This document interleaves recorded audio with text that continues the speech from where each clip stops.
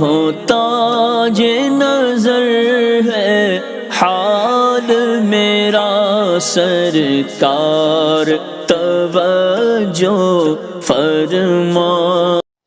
بسم اللہ الرحمن الرحیم۔ مسئلہ یہ پوچھا گیا ہے کہ جب شادی ہوتی ہے تو رخصتی کے موقع پر جو بچی کے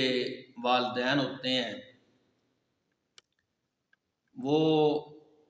بچی کے سر پر قرآن رکھ کر رخصت کرتے ہیں، تو کیا ایسا کرنا درست ہے یا نہیں؟ تو اس کے بارے میں عرض یہ ہے کہ اگر وہی والدین بچی کو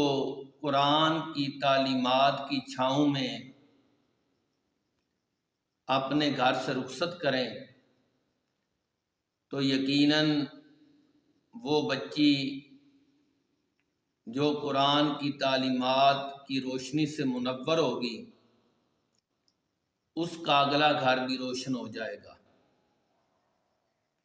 اور اس کے سسرال میں اس کی زندگی اچھی اور خوبصورت گزرے گی۔ اگرچہ قرآن کو سر پر رکھ کر اس کو بطور تبرک بچی کو رخصت کیا جائے تو اس میں بھی حرج نہیں، لیکن اس بات کا خیال رہے کہ وہ قرآن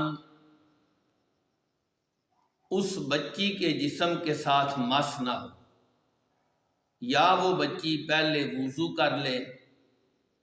پھر قرآن اگر اس کے جسم سے مس کرتا ہے تو کچھ حرج نہیں۔ وہ عورت یا مرد جو قرآن کو پکڑ کر اس بچی کو رخصت کرتا ہے، یعنی اس بچی کے سر پر وہ قرآن کا سایہ کرتا ہے، تو وہ بھی بے وضو نہ ہو، یا پھر قرآن کو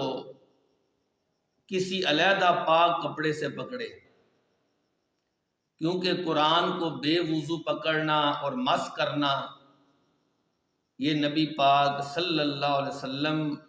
کے مقدس فرمان کے بھی خلاف ہے اور قرآن کے بھی خلاف ہے۔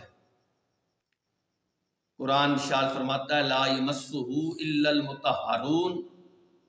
قرآن کو صرف پاک ہی چھوتے ہیں، اور نبی پاک صلی اللہ علیہ وسلم کا مقدس فرمان